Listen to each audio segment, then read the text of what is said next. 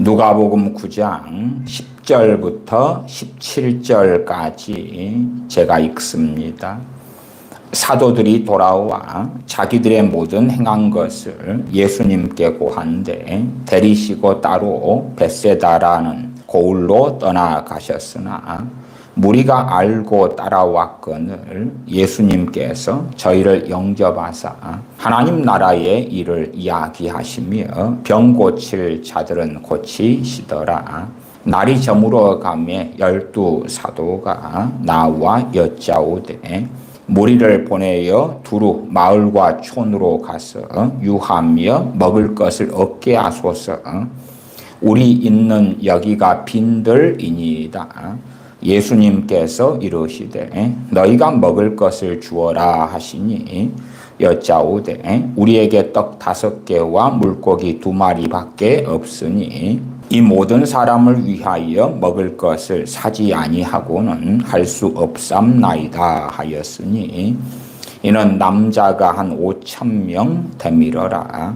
제자들에게 이르시되 때를 지어 한 50명씩 앉히라 하시니 제자들이 이렇게 하여 다 앉힌 후 예수님께서 떡 5개와 물고기 2마리를 가지사 하늘을 우러러 축사하시고 떼어 제자들에게 주어 무리 앞에 놓게 하시니 먹고 다 배불렀더라.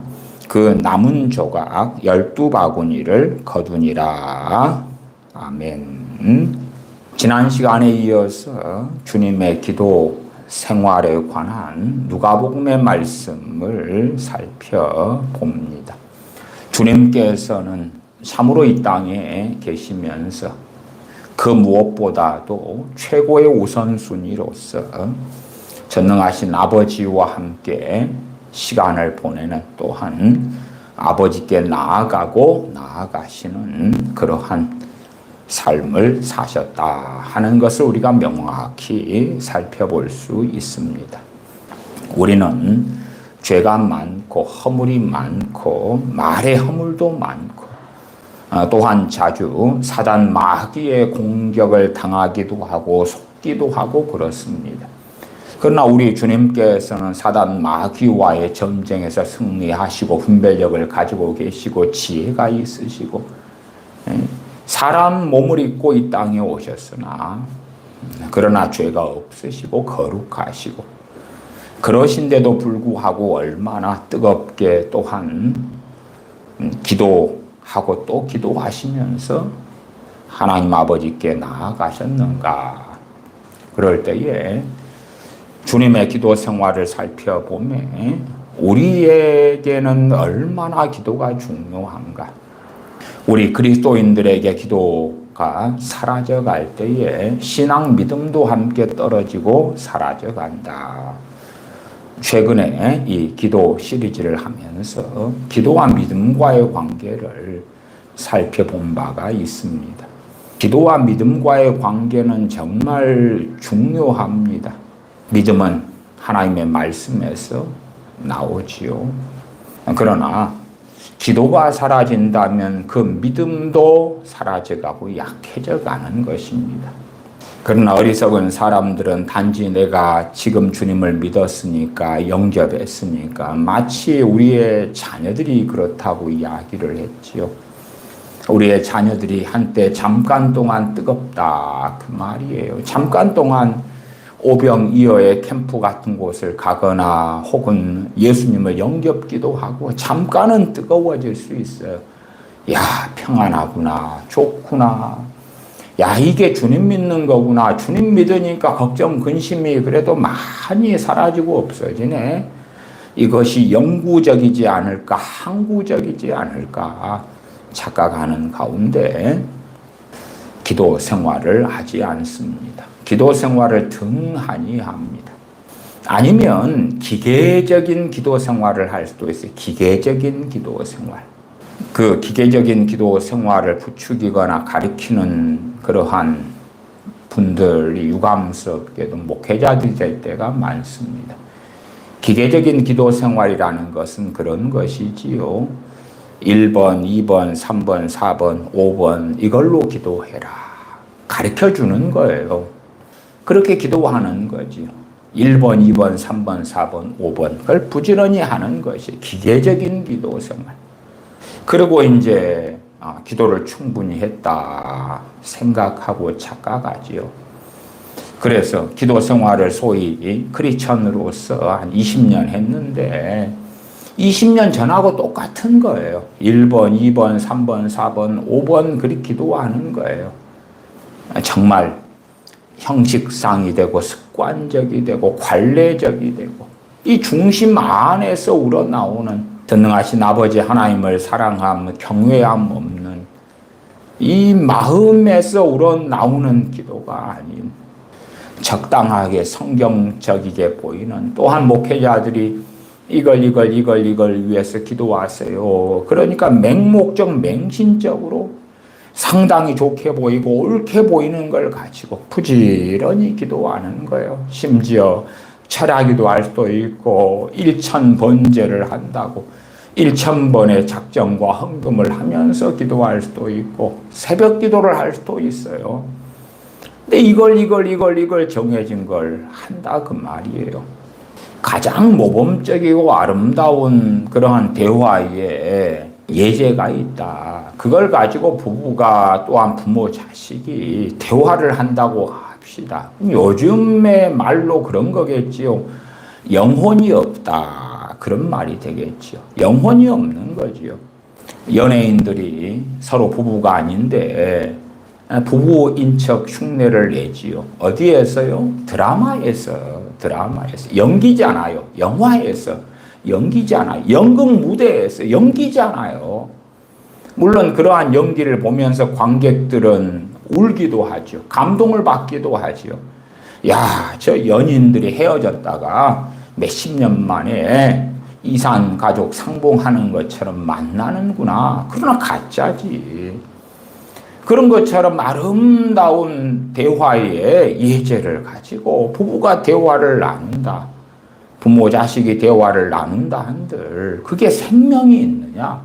영혼이 없다 하는 요즘의 유행어처럼 생명이 없는 거지요.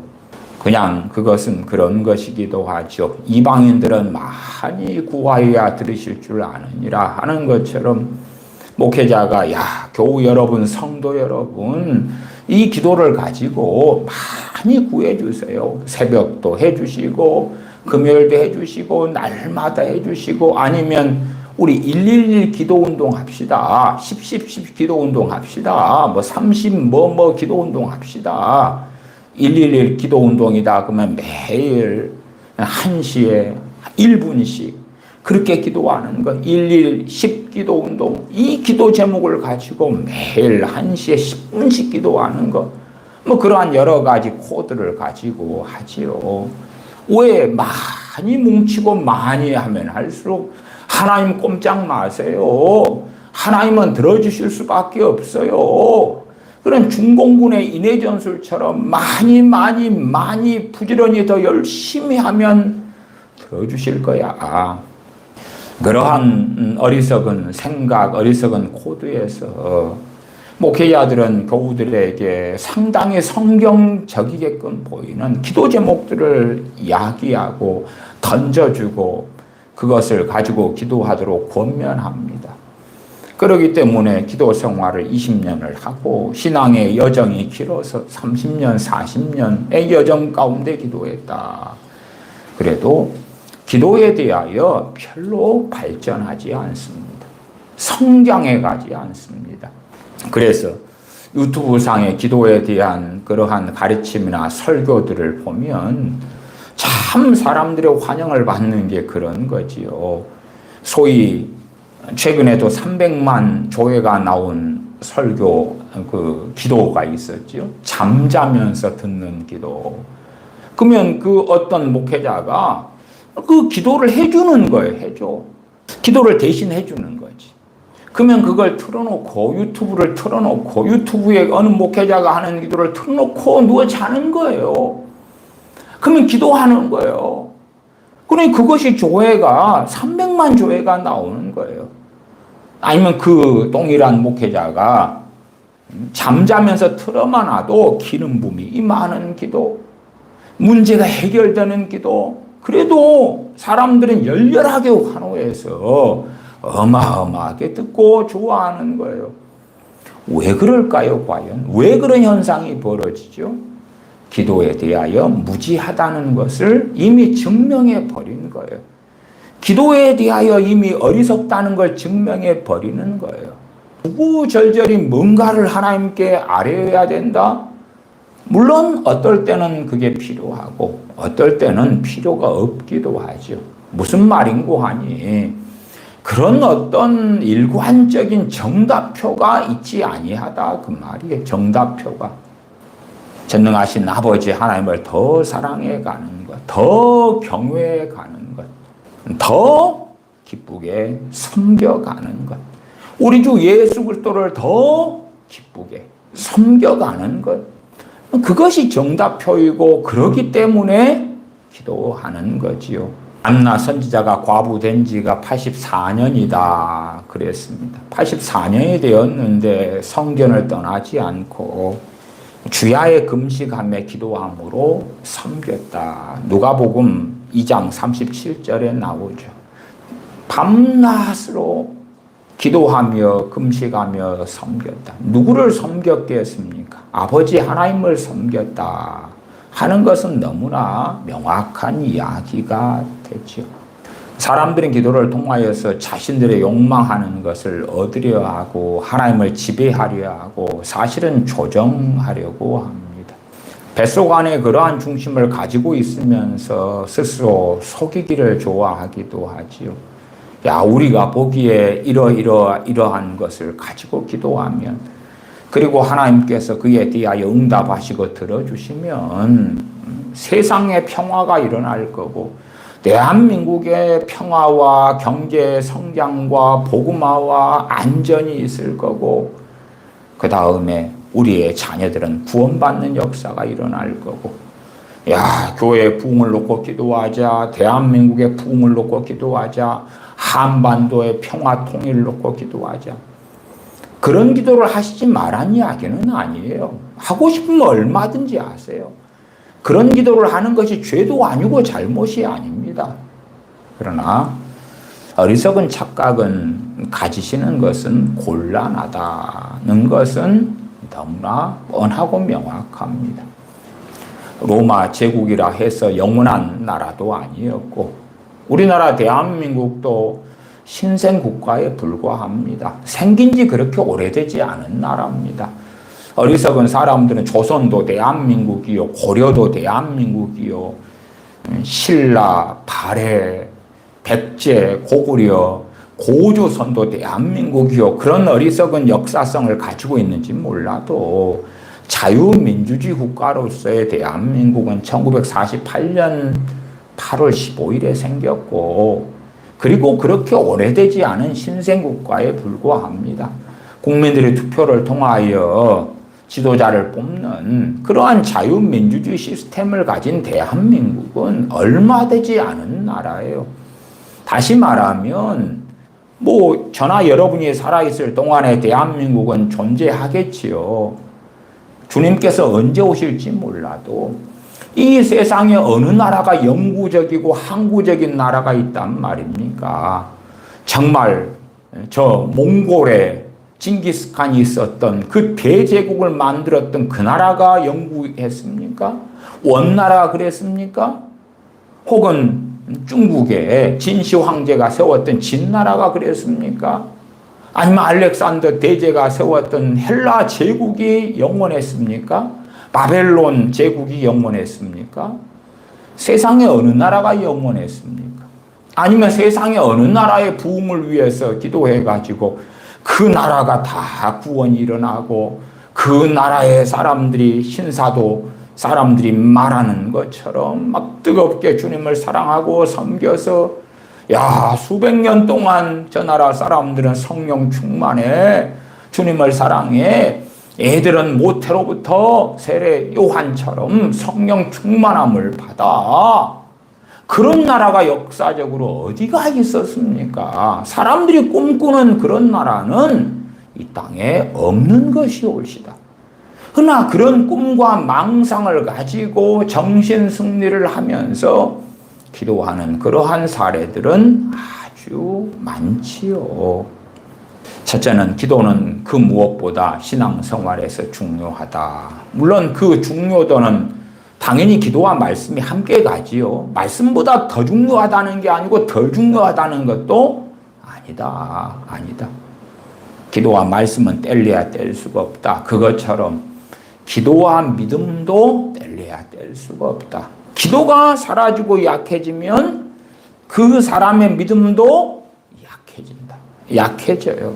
고난을 받으면 많은 사람들의 신앙이 고난받기 전보다 좋아지는 건 아닙니다. 그냥 시편에 있는 어떤 하나님의 사람이 내가 고난받기 전에는 그릇 행하였더니 고난이 내게 유익이 되어서 고난을 통하여 주의 율례를 배웠나이다. 그건 특별한 하나님의 사람들에 대한 것이고, 대부분의 우리 크리스천들은 고난을 받으면 믿음이 떨어지고 실족하고 주님을 부인하고 원망 속에, 분노 속에, 어리석음 속에, 미혹 속에 빠져들어갑니다. 그래서 고난당하는 자들은 기도하라. 그렇게 명령하고 말씀하고 권면하고 있는 것이에요.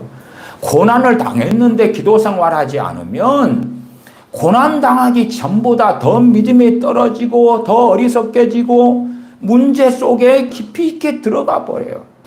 고난이 생기면 사람인지라 염려도 있고 불안도 있고 낙담도 있고 좌절도 있고 절망도 있고 그런 걸 통하여 무수하게 죄를 짓죠. 무수하게 죄를 지어요. 죄가 많이 쌓여가는데 어떻게 동일한 믿음을 유지하고 지킬 수가 있습니까? 그럴 수가 없어요. 그래서 고난을 누가 당하고 있는데 최소한 기도 생활이 고난당하기 전과 고난당하는 중이 똑같다 그러면 그 사람 믿음은 떨어지고 있는 거예요. 떨어지고 있어. 고난이 있으면 그 고난당할 때는 보통 때보다 더 기도 생활해야 돼. 더 기도 생활을. 그러나 고난당하기 전 평안할 때 했던 기도 생활을 고난당하는 중에도 동일하게 유지한다? 그러면 그 사람 믿음은 점점 떨어지고 시험에 빠지고 어리석음 속에 들어가게 되는 것이에요. 그래서 과거에도 고난당하는 자들은 기도할지니라 하는 말씀을 가지고도 설교하기도 했더랬습니다. 고난당할 때는 현재보다 더 많이 기도해야 돼요. 고난은 여러 종류가 있지요. 그 중에 사단 마귀의 강력한 공격이 있는 것도 고난이지요. 영적인 고난이고 또한 심정적으로, 감정적으로, 신체적으로 많은 어려움도 야기되지요. 기도해야 돼. 더 기도해야 돼요. 그렇지 않으면 그 사람은 그가 유지했던 믿음도 더 약해지고 더 무너지고 그래요. 그냥 보통 때 기도 안 하던 사람이 고난이 닥쳐오니까 더 강팍해져 가지고 소위 말하면 그런 믿는 사람들도 봐왔습니다. 배째라 그러는 거예요. 배째라. 말하자면 강팍해져 가지고 하나님 알아서 해결해 하십시오. 하나님 해결하지 않으시면 나 하나님 안 믿어버립니다. 그래서 배째라 그러고 있는 거예요. 하나님이 어려움 빨리 해결하셔요. 막 겸비함으로 회개함으로 하나님께 나아가서 기도하지는 않고 뻔뻔하고 강팍하고 그 다음에 인생산에 이제 어느 때가 지나면 또 그 어려움이 지나기도 하고 그치기도 하고 그 어려움은 남아있어도 그래도 대충 어떻게 그걸 끌어안고 그렇게 시간이 지나기도 하지요. 그런 다음에 그 사람의 뱃속에 원망과 하나님에 대한 불신앙과 하나님에 대한 때로 적개심도 가지고 그러면서 또 여전히 나는 믿기는 믿어요. 그런 사람들도 제가 종종 만나왔습니다. 안 믿을 수는 없어서 주님을 믿어요. 하나님을 믿긴 믿어요. 그러나 하나님을 사실은 나는 싫어해요. 살아계심을 내가 인정하기 때문에 믿을 수밖에 없지만 나는 하나님의 사랑에는 별로 동의하지는 않아요. 뭐 그런 희한한 사람들이 그렇게 적지는 않읍니다. 그렇게 적지는 않읍니다. 그냥 주님을 안 믿어요. 그리고 떠나가는 사람도 있지만 여전히 믿긴 믿어요. 믿긴 믿어요. 그러면서도 온갖 궤변 속에 온갖 변명과 합리화 속에 살아가는 소위 크리스천 인내하는 사람들이 종종 있습니다. 종종 있어요. 왜 그런 희한하고 괴상한 사람들이 있느냐? 어려움을 당하면서 기대를 하는 거예요. 내가 크리스천이기 때문에 이런 어려움은 없어야 돼. 아니면 어려움을 당해서 나는 크리스천이니까 이런 어려움이 생겨도 하나님께서 알아서 해결해 주셔야 돼요. 자동적으로. 나를 이 어려움 속에 그대로 방치해 두시면 안 돼요. 그 기대감을 가지고 있는데 그 기대감이 이루어지지 않으니까. 그러나 고난당할 때는 다른 때보다 더 기도를 해야 되는 거예요. 더 기도를 해야 되는 거예요. 고통 때 기도 생활 가지고 고난이 있고 어려움이 있을 때는 지나고 통과할 수가 없어요. 어찌 지났다 해도 그에 대한 후유증으로 심각한 것은 믿음이 무너져 버리고 믿음이 약해져 버리고 별 볼 일 없어져 버리는 거예요. 물론 성경에 대한 지식과 정보는 똑같을 수 있어요. 그러나 생명을 잃어버린 거예요. 생명을 잃어버려요. 성경에 대한 정보는 기억 속에 기억력이 좋을수록 더 그대로 담아두고 있겠지요.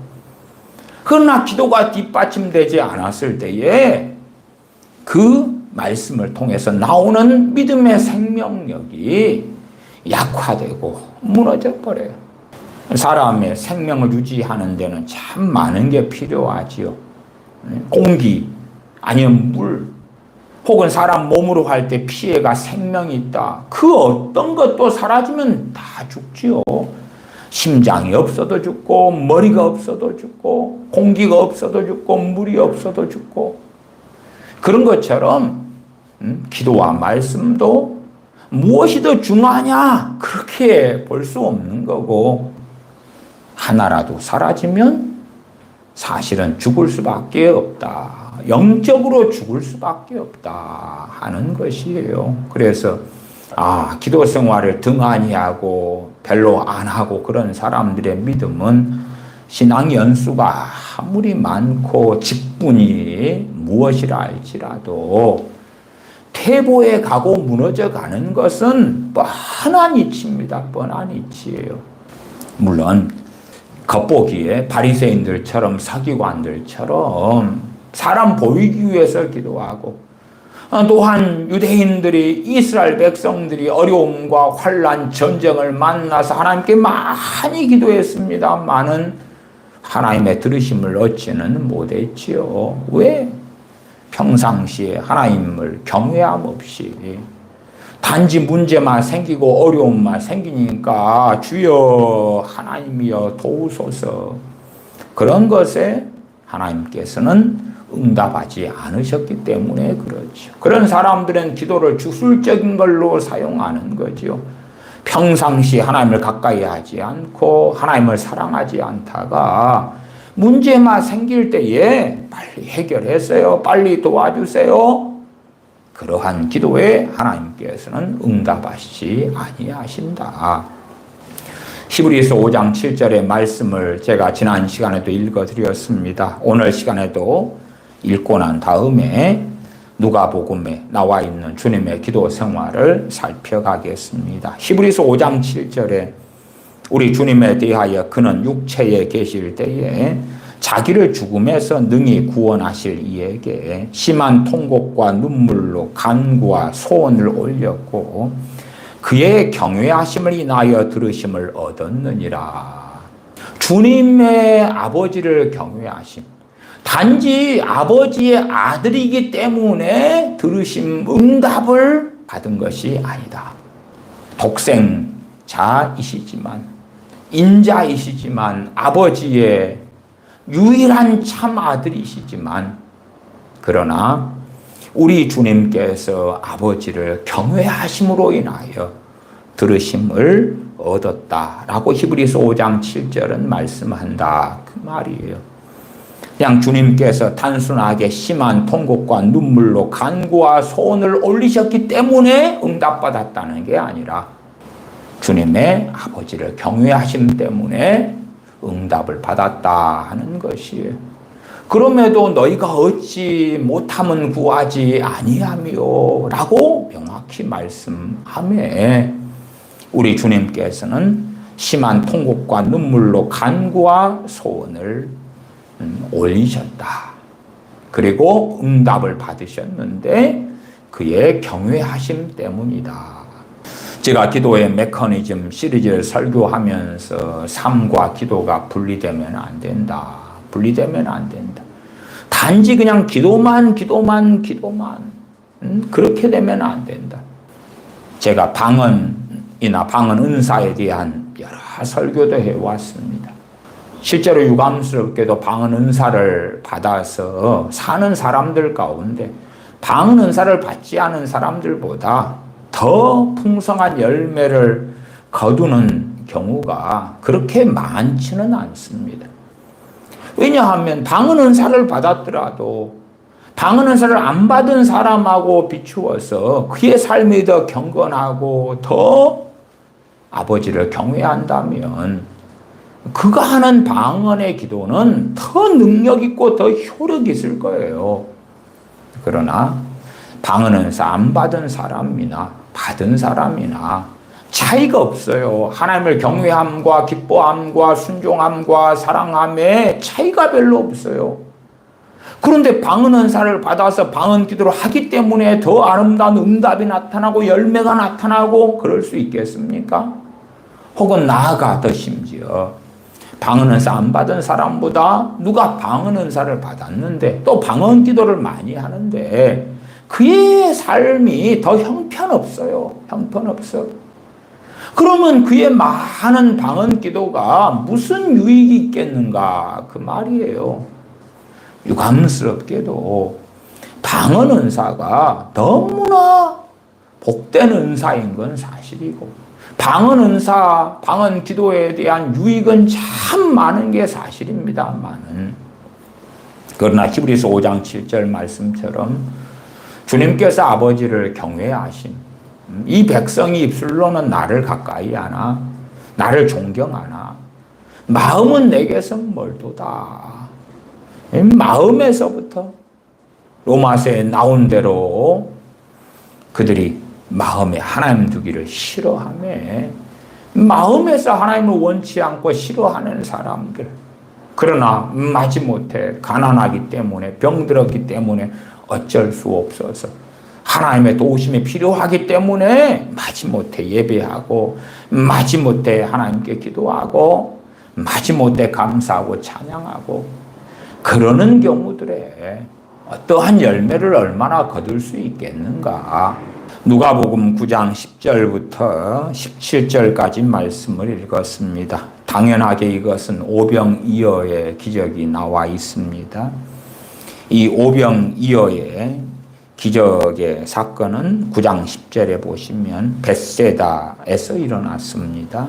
10절 사도들이 돌아와 자기들의 모든 행한 것을 주님께 고하는데 데리시고 따로 벳세다라는 고을로 떠나가셨으나 무리가 알고 따라왔거늘 예수님께서 저희를 영접하사 하나님 나라의 일을 이야기하시며 세상 나라의 일, 세상 정치도 아니고 세상의 경제사도 아니고 하나님 나라의 일을 이야기하셨다. 이 가난한 사람들, 한 끼 두 끼 먹을 것도 없는 사람들에게 어떻게 하면은 요즘 말로 비트코인을 잘하느냐, 부동산 투자를 잘하느냐, 주식을 잘하느냐, 새로운 농법으로 농사를 잘하느냐, 가축을 잘 키우느냐, 그런 게 아니라 하나님 나라의 일을 이야기해 주셨다.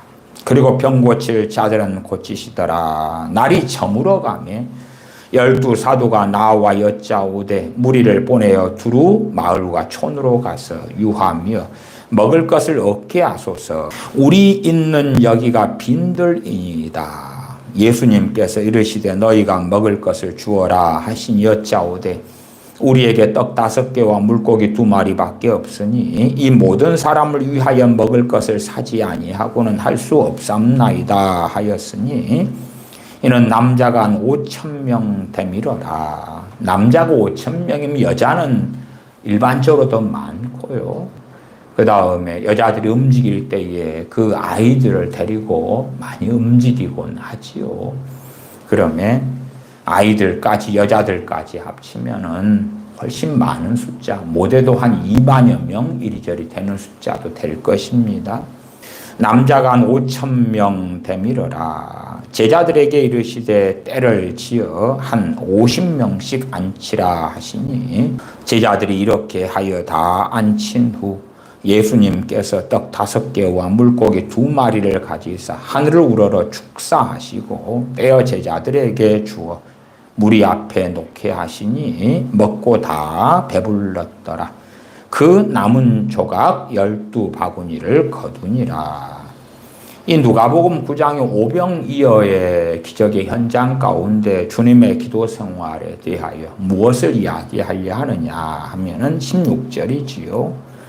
예수님께서 떡 5개와 물고기 2마리를 가지사 하늘을 우러러 축사하시고, 축사는 감사 기도입니다. 감사 기도. 아버지 앞에서 이 많은 사람, 굶주린 사람을 먹여야 되는 상황 속에서의 주님의 감사 기도는 믿음의 기도이고 찬양의 기도이고 또한 진실로 전능하신 아버지를 신뢰하기 때문에 나오는 기도이고, 그래서 우리가 보통 때 하는 감사 기도하고는 수준도 틀릴 것이고 중심도 틀리고 격도 틀리다.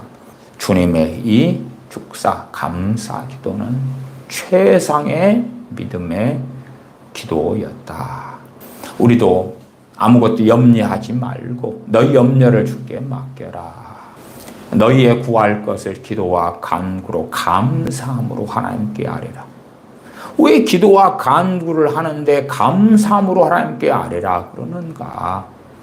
실상은 감사가 사라질 때에, 그럴 때에 우리 뱃속에 있는 것들의 정체가 드러나죠. 불신앙이고 염려로 기도하고 감사가 아니라 원망으로 기도하고 슬픔으로 한탄으로 기도하고 중심으로 감사하며 기도할 수 있을 때에, 그럴 때에 그 사람의 믿음이 역사하는 것을 경험하고 자기를 볼 수도 있을 것이다. 주님의 감사 기도. 9장 18절로 갑니다. 예수님께서 따로 기도하실 때에 제자들이 주와 함께 있더니 물어 가라스 때 무리가 나를 누구라고 하느냐. 한편으로 누가복음 오병이어의 기적 다음에 18절에 주님의 따로 기도하실 때가 나옵니다. 물론 시간 순서상 이렇게 이어졌는지 그렇지 않는지는 명확하지는 않습니다. 그럼에도 이 17절과 18절을 연결시켜 이야기한다면 그렇게도 말할 수 있겠지요. 놀라운 기적, 놀라운 이적 가운데 주님의 마음은 아버지께 있어서 예수님께서 따로 기도하셨다. 많은 사람이 주님을 찾아도 이적과 기적이 나타나고 많은 사람이 주님을 야 당신 메시아 아닙니까? 나사렛 예수시여 라고 칭송할지라도 우리 주님의 마음은 아버지께 있고 아버지 하나님과 머무는 것을 아버지 하나님께 의탁하며 나아가는 것을 가장 귀하게 여기셨다. 예수님께서 따로 기도하실 때에 따로 기도하셨다. 20절로 넘어가면 예수님께서 이르시되 너희는 나를 누구라 하느냐. 베드로가 대답하여 가로되 하나님의 그리스도시니이다. 28절로 갑니다. 변화산에 사건이 나와 있습니다. 28절 누가복음 9장 28절부터 봅니다. 이 말씀을 하신 후 8일쯤 되어 예수님께서 베드로와 요한과 야고보를 데리시고 기도하시러 산에 올라가서 기도하실 때에 용모가 변화되고 그 옷이 휘어져 광채가 나더라. 변화산에 가신 것. 물론 그 산 이름이 주님께서 변화되셨다 해서 그냥 변화산 이렇게 별칭되는 것입니다. 변화산에 가신 것이 변화되시려고가 아니라 기도하러 가셨구나. 기도하러. 주님께서 기도하러 가실 때에 다 데려가신 것이 아니라 베드로와 요한과 야고보 사도 3명만 데리고 가셨다. 그리고 그 목적도 기도하시러 산에 올라가셨다. 기도하시러 산에 올라가셨다. 주님의 기도 생활에 대하여 누가복음이 가장 많이 기록되고 나와 있습니다. 주님께서 변화산에서 기도하시러 변화산에 가신 것이고, 그리고 29절에 보시면 기도하실 때에 용모가 변화되고 그 옷이 휘어져 광채가 나더라. 주님께서 세례 요한에게 세례 받으신 다음에 기도하실 때에 하늘이 열렸다. 하늘이 열리고 성령님께서 형체로 비둘기처럼 주님께 강림하셨다. 또한 아버지께서는 말씀하셨다. 기도하실 때에 하늘이 열렸다. 그런 것처럼 29절에 기도하실 때 용모가 변화되고 그 옷이 휘어져 광채가 나더라. 주님께서는 참으로 기도하셨고, 기도하실 때에 아버지께서는 놀랍게 많은 것들로 역사하셨다. 그러나 사람들이 원하고 바라는 어떤 부귀영화는 아니고, 강남 아파트가 주어지고 로또 복권이 당첨되고 부동산이 어마어마하게 생기고 그런 건 아니고 기도하실 때 용모가 변화되고 그 옷이 휘어져 광채가 나더라. 그리고 이제 문득 30절에 두 사람이 예수님과 함께 말하니 이는 모세와 엘리야라. 그렇게 사건이 변화산에 또 다른 사건들이 이어져 가는 것을 볼 수가 있습니다. 누가복음 11장으로 갑니다. 누가복음 11장 1절부터입니다. 제가 읽습니다. 예수님께서 한 곳에서 기도하시고 마치시매, 주님께서 한 곳에서 기도하시고 마치시매, 주님 사랑이 그렇게 많으시잖아요. 그러면 그냥 주님께서는 길을 걸어가시면서 기도하시는 걸로도 충분하지 않을까요? 당신은 교통수단이라는 게 뭐 특별한 게 있었습니까? 어지간한 건 다 걸어 다니셔야 되지요. 걸으면서 기도하시고, 그 다음에 한적한 곳에서 기도하시고, 산에서 기도하시고, 밤이 맞도록 기도하시고, 그런 시간을 아끼셔가지고 더 복음 전파하시고, 더 말씀을 가르치시고, 귀신을 더 쫓아내고, 한 명이라도 귀신을 더 쫓아내고, 병을 한 명이라도 더 고치고, 막 그러셔야지 그 놀라운 사랑 아닙니까? 아닙니다. 주님께서는 공생의 사역 동안에 말씀을 전파하시고 하나님 나라의 일을 가르치시고 병을 고치고 기적을 행하시고 귀신을 쫓아내시는 것, 실상은 그러한 일들 이상으로 기도하시는 것에 몰두하셨다 하는 것입니다. 물론 어떤 사람들의 극단적인 주장처럼 기도만 하고 사는 부르심이 있지는 않습니다. 기도만 하고 사는 부르심이 어디가 있습니까? 신약이든 구약이든 최고의 기도의 사람들이, 기도만 하고 산 사람들은 아무도 없습니다. 시편의 많은 기도는 다윗을 통해서 전능하신 아버지께 아뢰어졌습니다. 다윗은 단지 기도만 하는 사람이었습니까? 아니지요. 그는 선지자이기도 했지만 그는 왕이었습니다. 다니엘 선지자는 어떤 사람이었습니까? 최고의 기도의 사람 중에 한 명인 다니엘 선지자는 바벨론의 총리였습니다. 또한 우리가 모세의 기도도 시편을 통해서도 발견하기도 하지요. 또한 모세도 얼마나 놀라운 기도의 사람이었습니까? 그러나 그런 기도만 하는 사람이 아니었습니다. 사무엘 선지자는 이스라엘 백성을 위하여, 너희를 위하여 기도를 쉬는 죄를 내가 범치 않겠다 했지만은 사무엘 선지자는 기도만 했습니까? 아닙니다. 이곳저곳 다니면서 말씀을 증거했고 재판도 했고 무엇보다 사사와 선지자 일을 했던 사람이 왕도 세우기도 하고 사사로서 선지자로서 또한 하나님께 제사하고 예배하는데 앞장섰고 말씀을 증거했고 백성을 통치했다 그 말이에요. 그냥 너희를 위하여 기도를 쉬는 죄를 범치 않겠다. 그리고 이스라엘 위하여 기도했는데 그러나 그 기도의 결과로 이스라엘은 절대 하나님만 경외하고 사는 삶의 길을 걸어가게 됐습니까? 아닙니다. 왕을 세워달라고 했죠. 왕을 세워달라고. 하나님을 배반하는 사건이 왕을 달라는 사건이었다. 놀라운 기도의 사람들은 다 사도 바울이든 혹은 베드로 사도든 요한 사도든 다윗 왕이든 아브라함이든 모세든 엘리야 선지자든 그 누구라도 기도만 하고 산 사람은 없다 그 말이에요. 그러나 그럼에도 그 하나님의 사람들의 삶 가운데 전능하신 아버지 앞에 나아가고 머물러 있는 기도는 그들에게 있어서 생명수 같은 것이었다. 우리 주님께서도 11장 1절에 예수님께서 한 곳에서 기도하시고 마치심에 제자 중 하나가 여짜오되 주여 요한이 자기 제자들에게 기도를 가르친 것과 같이 우리에게도 가르쳐 주옵소서. 그때 주님께서 너희는 기도할 때에 이렇게 하라. 아버지여 이름이 거룩히 여김을 받으시오며 나라가 임하옵시며 하는 우리가 잘 아는 주기도문을 가르치셨다는 걸 압니다. 물론 주님께서 공개적으로 산상수훈을 가르치시면서 그 안에도 더 자세하고 세밀한 주기도문을 가르치시는 것이 있습니다.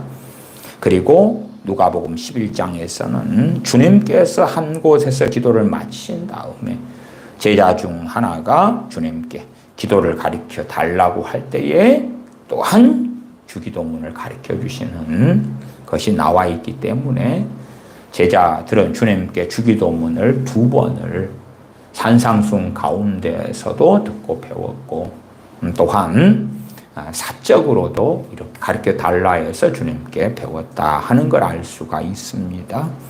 주님의 이 기도 생활이 나와 있고요.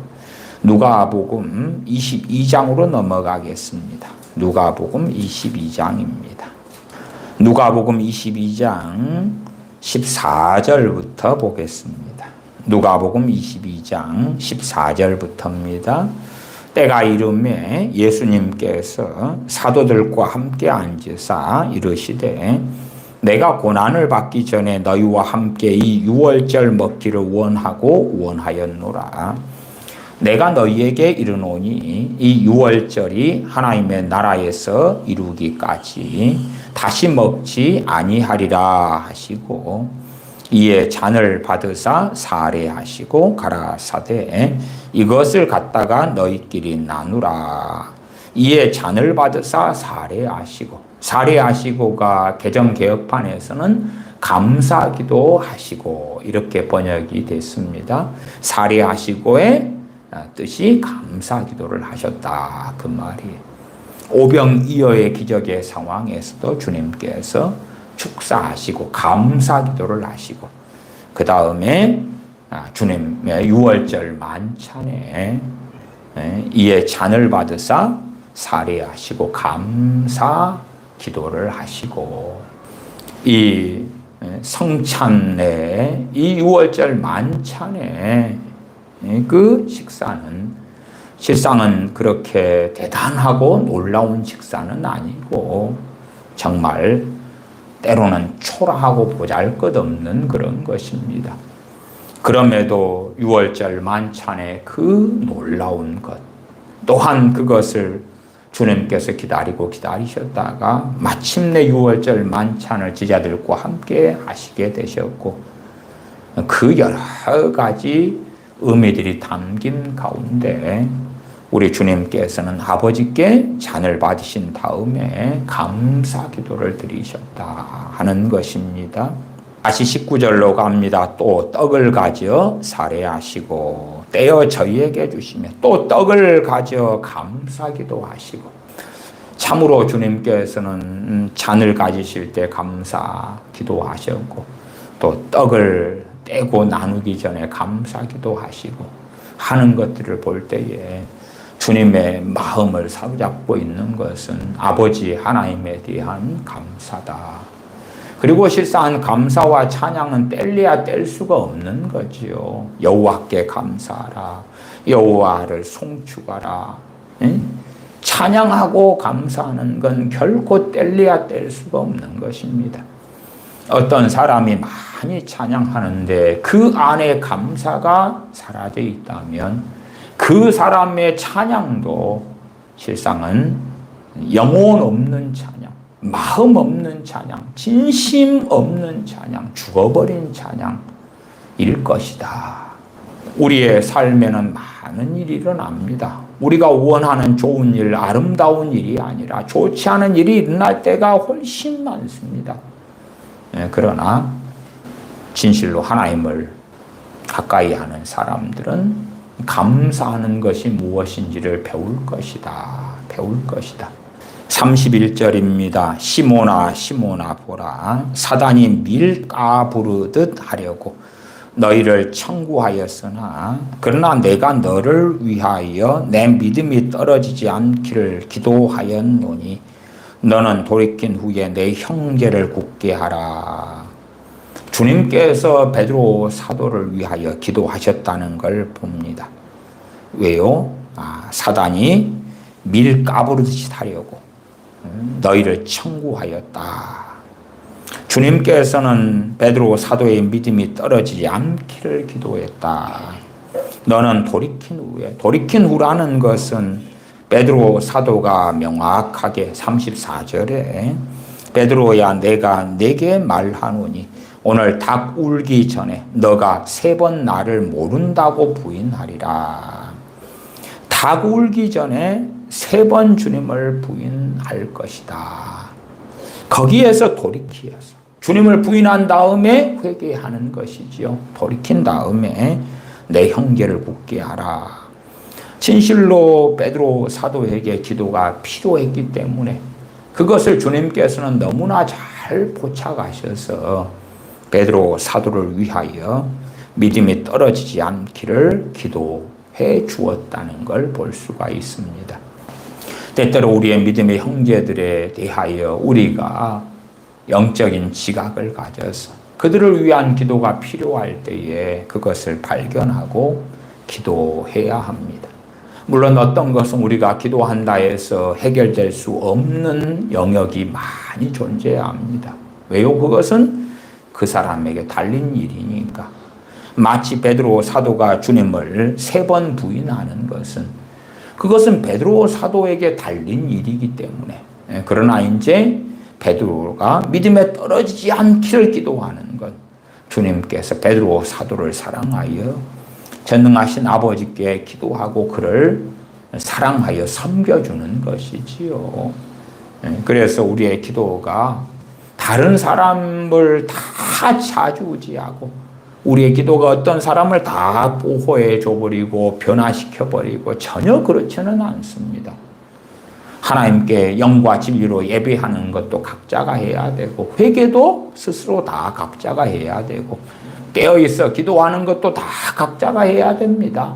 하나님의 말씀을 상고하고 말씀을 중심에 담는 것도 각자가 다 해야 돼. 각자가. 오순절 성령님의 강림 이후로 성령님께서 믿는 사람 가운데 역사하셔서 그래서 그냥 자동적으로 진리 영이시기 때문에 말씀을 가까이 하지 않는 그러한 기독교인이다. 그래도 자고 일어나면 성경 66권이 다 마음속에 심령에 담아지도록 그렇게 역사하신 적은 한 번도 없다. 그 말이 한 번도 없어요. 주님을 가까이 하는 사람들에게 성령이 역사하시는 거예요. 그러면 명확하게 모든 믿는 사람들이 다 성령 충만한 것이 아니라는 것은 얼마나 잘 아는 이야기입니까? 요한계시록 2장 3장에 소아시아 7교회라도 그 소아시 7교회의 성령님께서 막 사대교회 죽어버린 자에게 그냥 자동적으로 역사하시고, 에베소 교회의 처음 사랑을 잃어버린 자들에게 성령님께서 그냥 역사하셔가지고 처음 사랑을 다 쏟아부어 주시고, 전혀 그렇지 않지요. 그것이 성령님께서 다 알아서 하실 일이라면 주님께서 소아시아 7교회에 편지를 써서 보내라고 사도 요한에게 말씀하시기보다 주님께서 성령님께 부탁하셨겠지요. 그러면 되니까. 혹은 주의 영 되시는 성령님께 왜 그렇게 자기 할 일을 안 하시냐고, 왜 그렇게 태만하시냐고 그렇게 말씀하셨을 수도 있겠지요. 그러나 전혀 그렇지 않다고 말이에요. 각 사람의 문제예요. 그래서 누누이 유감스럽게도 기도의 한계에 대하여 또한 많이 말씀드리고 있는 것 아닙니까? 특별히 한계는 다른 사람을 위한 기도에는 참 한계가 많은 것이에요. 그럼에도 정말 적시에 다른 사람을 위해 기도할 때에 그를 살리고 그를 세울 수가 있다. 형제가 사망에 이르지 아니하는 죄 범하는 것을 보거든 구하라. 구하라는 건 기도하라. 사망에 이르지 않은 죄를 지은 형제에게 생명을 주시리라. 구원을 주시리라 하는 것이지요. 그를 위하여 기도했을 때에, 거기에서 구하라는 것은 영어로 기도하라, pray, 그렇게 정확하게 번역되어 있지요. 사망에 이르지 않는 죄 범하는 자를 보거든 그를 위하여 기도하라. 우리 주님께서는 베드로 사도를 위하여 기도하셨다 말씀해요. 그러나 제자들이 해야 될 모든 것에 대하여 주님께서 기도를 해버리시고 그게 자동적으로 이루어져 버리고 전혀 그렇지는 않습니다. 그렇기 때문에 주님의 기도하시는 것에 대하여 많이 나와 있는 누가복음에서 주님께서 제자들을 위하여 기도하시는 그 구체적인 일들은 거의 없지요. 거의 없어. 그 가운데 이제 정말 나와 있는 것 중에 이 하나가 베드로 사도를 위하여 기도하시는 것이 나와 있지요. 39절로 갑니다. 39절부터입니다. 예수님께서 나가사 습관을 쫓아 감람산에 가심에 제자들도 쫓았더니 그곳에 이르러 저희에게 이르시되 시험에 들지 않기를 기도하라 하시고, 주님께서 습관을 쫓아 감람산에 가셨다. 그러면은 습관을 쫓아 감람산에 가셨다. 제자들도 쫓았다. 습관을 쫓아 감람산에 가신 것은 그 감람산이 주님의 기도의 동산이었다는 것을 우리가 알 수가 있죠. 기도의 동산이었다. 습관을 쫓아서 그래서 감람산에 기도하러 가시는 그 습관을 주님께서 가지고 계셨다 하는 것입니다. 기도의 습관은 참으로 중요하지요.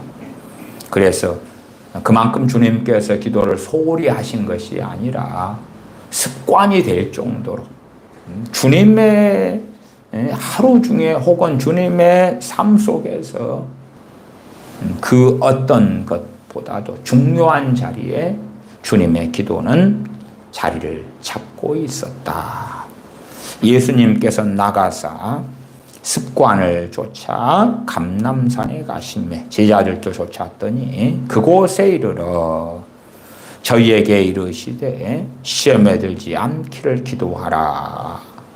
제자들이 해야 될 자기가 시험에 들지 않기를 위하여 스스로 제자들은 기도했어야 한다. 주님께서 대신 그냥 내 제자들 시험에 들지 않게 해주십시오 아버지여 그러면 해결되는 문제가 아니고, 심지어는 제자들이 피곤해서 기도를 잘 못합니다 아버지여, 제자들 힘이 나고 능력이 생겨서 기도를 잘하게 해주십시오. 기도가 잘 되게 해주십시오. 그건 제자들의 몫인데요. 어떤 어리석은 사람들은 기도를 통하여 하나님을 조종하려 하고 기도를 통하여 사람을 조종하려고 하는 경우들이 너무 많아요. 기도로 바꿔버리면 제자들이 너무 피곤합니다. 안 피곤하게 해주세요. 제자들이 깨어있어 기도를 안 하려고 합니다. 잠들었습니다. 깨어가지고 기도를 시키세요. 아버지요. 그렇게 하는 걸 너무 좋아하죠.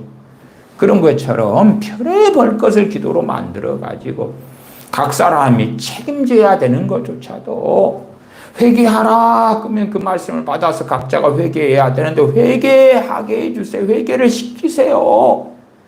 그것을 퉁쳐가지고 부흥을 주세요. 부흥을 주세요. 부흥이 일어나면 게임하다가도 회개가 터질 거고 잠자다가도 성령 충만을 받을 거고 오락을 쫓아가더라도 노름을 쫓아가고 마약을 쫓아가고 술, 알코올을 쫓아가더라도 나이트클럽에서도 주님 만나게 될 것이고 그런 것이 신사도가 말하는 그런 대부흥이지요. 말도 안 되는 망상을 하고 있는 것이지요. 40절에 그곳에 이르러 저희에게 이르시되 시험에 들지 않기를 기도하라.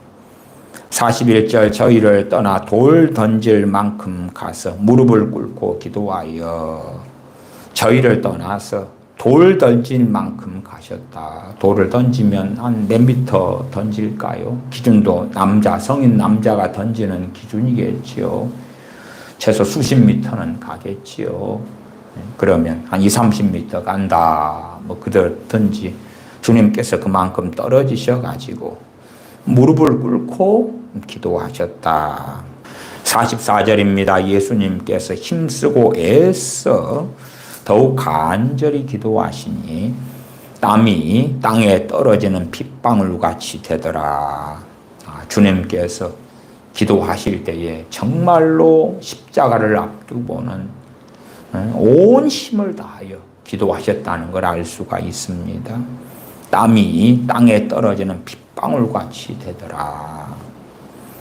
45절 기도 후에 일어나 제자들에게 가서 슬픔을 인하여 잠든 것을 보시고 이르시되 어찌하여 자느냐 시험에 들지 않게 일어나 기도하라 하시니라.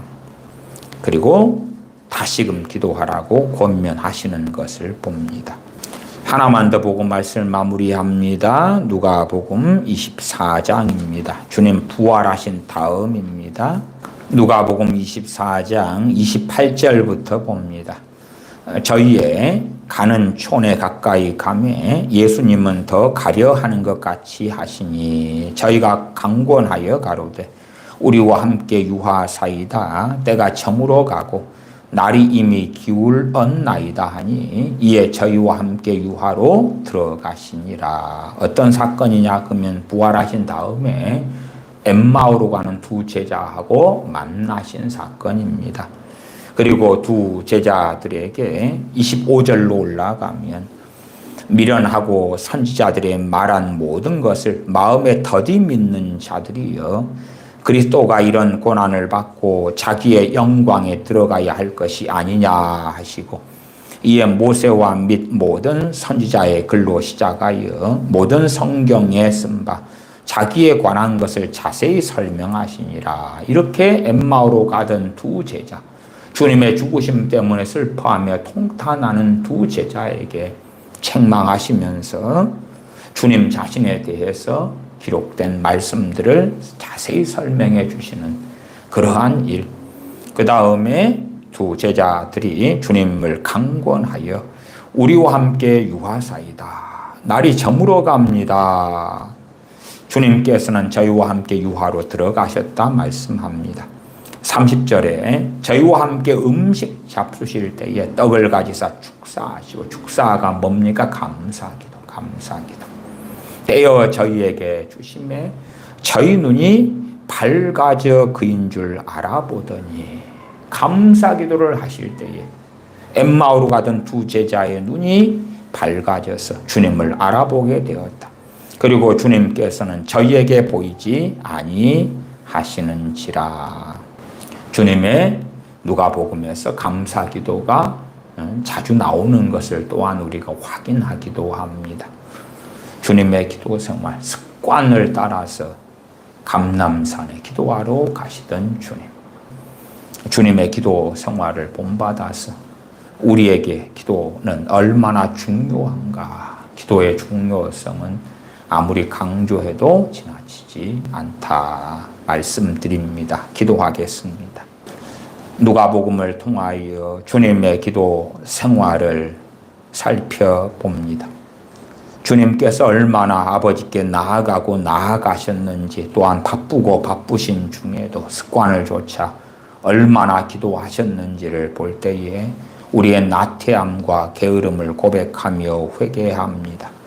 진실로 전능하신 아버지 앞에 머무르며 전능하신 아버지께 나아가고 나아가며 또한 감사하며 노래하며 찬양하는 기도 생활의 중요성을 우리가 잘 인식하고 깨닫는 가운데 진실로 더 기도하는, 더 전능하신 아버지를 사랑하며 나아가는 그러한 복된 자녀들 가운데 거하게 하여 주시옵소서. 우리 주 예수님의 이름으로 기도하옵나이다. 아멘.